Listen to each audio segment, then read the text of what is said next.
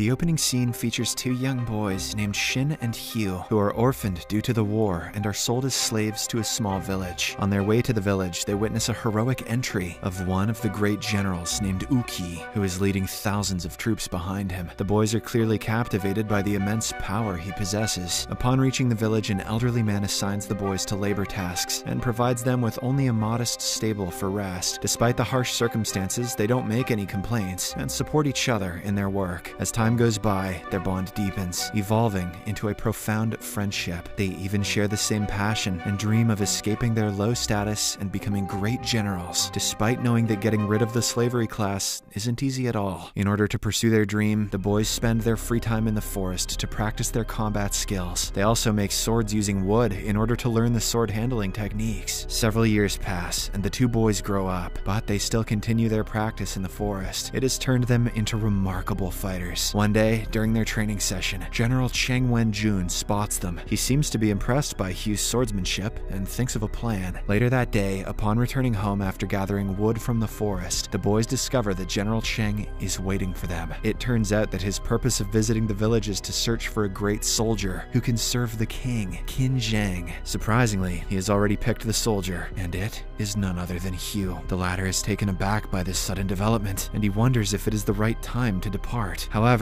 Shin, who is really happy for his best friend, encourages him to achieve his dream. He also promises that he will work harder and soon catch up to Hugh. On that night, before parting ways, the two best friends have one last practice duel, pledging to reunite in the near future. Starting the following day, Shin begins to train more diligently in the forest as well as in the hillside, with an unwavering determination to enhance his fighting skill. After several months of hardcore training, his strength heightens to the point where he is able to shatter a boulder using his wooden sword. It's all in the wrist. One night, Shin is resting in his stable after his training when he hears a knock on his door. When he opens it, he shockingly finds a gravely wounded Hugh. In his dying state, Hugh talks about the turmoil within the kingdom. He reveals that the reigning king's younger brother, Saikyo, has actually hired some assassins to finish off the royal family. Before breathing his last, Hugh hands Shin a map and urges him to go to the marked village, from which he can find a way to fulfill his dream. After learning all of this, Shin grabs Hugh's sword and escapes the village just before the assassins arrive, reluctantly leaving his best friend's body behind. On the way, he comes across a group of local thugs who surround him and demand the valuable sword in his hand. Shin tells them to clear the way, as he doesn't want to get into an unnecessary fight. But when the thugs don't comply, he, with the help of his long intensive training, easily takes down every one of them. After running for several miles, Shin finally arrives at his destination, a small hut. Once inside, he is shocked to discover an individual bearing an uncanny resemblance to Hugh. This leaves Shin perplexed, as he is unable to comprehend what is happening. The individual turns out to be none other than the king, Zhang, who had run away from the kingdom. Zhang reveals that General Cheng had intentionally brought Hugh into the palace due to his striking similarity to the king. This ruse was intended to deceive the undercover officials who wanted to kill the king. Unfortunately, Hugh was sacrificed for the cause. Meanwhile, back in the village, the assassins, led by General Saji, find the lifeless body of Hugh. It only takes moments for the astute general to deduce the truth. The deceased individual is a decoy, while the true king is still alive. As a result, he issues orders to locate the king, dead or alive, as soon as possible. On the other hand, Shin is very furious at King Zhang after learning that his best friend died in his place and didn't even hide the body, which made the whole plan useless. But before he can exact his rage on him, they are suddenly attacked by an assassin sent by Prince Saikyo. Knowing that the assassins are the ones who killed Hugh, Shin becomes even angrier and starts fighting with the enemy. Eventually, using his superior skills, he manages to kill the assassin. After this, he gets back to King Zhang and demands why he had to kill his best friend. In response, Zhang reveals that Hugh bravely agreed to sacrifice his life in order to save the kingdom, despite knowing about the potential danger. Furthermore, Zhang also claims that he had to stay alive to prevent his younger brother from capturing the kingdom. If all the powers fell into Saikyo's hand, he would take no time to destroy the entire kingdom. King Zhang then asks Shin to unite forces and assist him in reclaiming the throne, saying it is the best way to honor Hugh's sacrifice. In the next scene, we see Prince Saikyo, who is very angry to hear the news that his brother is still alive. His anger also extends to General Cheng, who hired a decoy to save Zhang's life. As a result, Prince Saikyo orders the capture of both Cheng and Zhang, demanding their heads as trophies. Amid their discussions, the formidable General Uki shows up in the palace and and presents the severed head, claiming that it belongs to Chang. Impressed by this, the prince appoints him as the kingdom's new general, charging him with the mission of apprehending Zhang. Elsewhere, Zhang and Xin are walking through the forest when they are soon accompanied by a mountain tribe kid named Heliao Diao. Together, the trio makes their way through the mountain path. As they reach the bamboo forest, they are attacked by another assassin who uses poisoned darts and an axe as his weapons. Xin grabs his sword and bravely engages in a fierce battle against the adversary.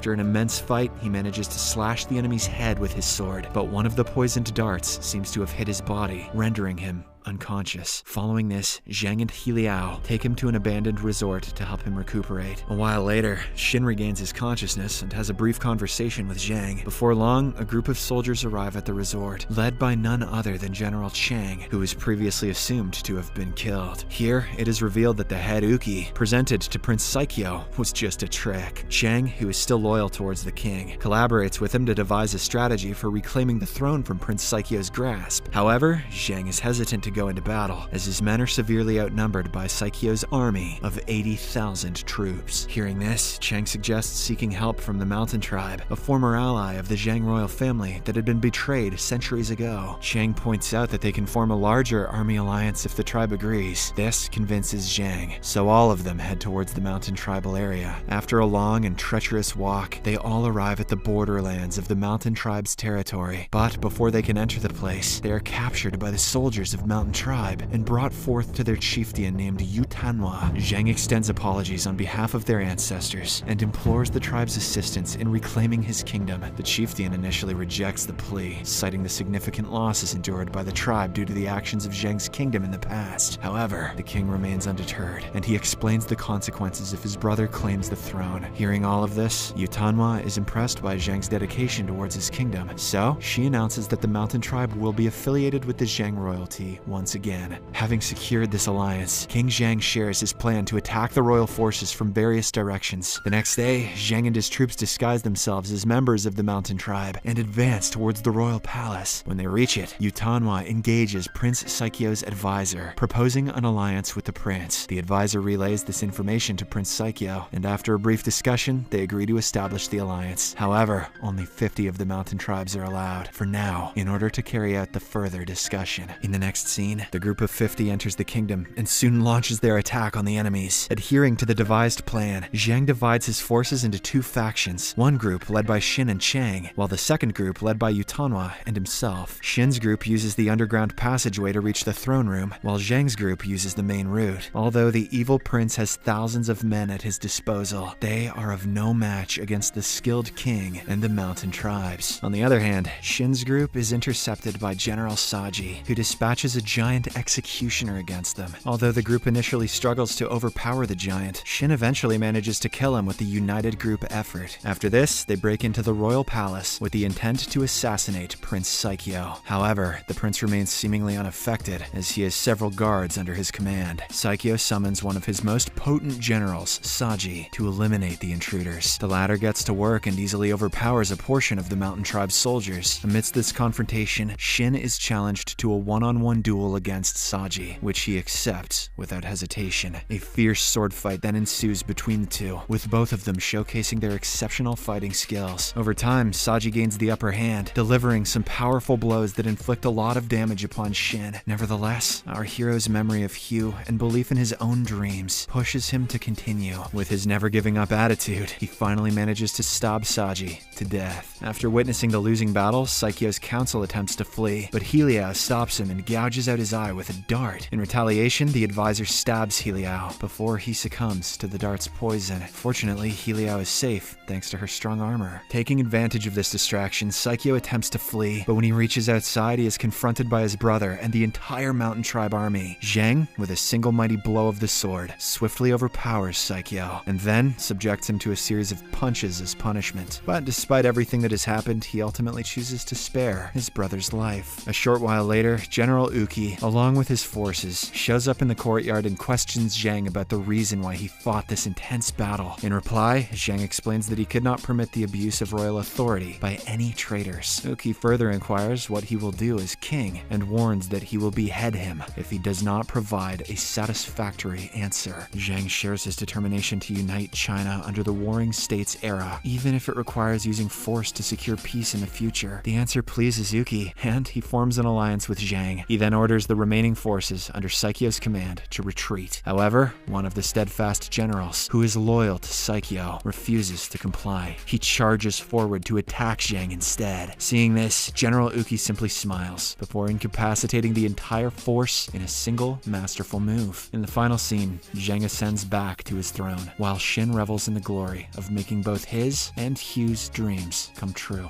Subscribe for more videos like this, turn on notifications, and leave a like to help the channel out. Thank you for watching.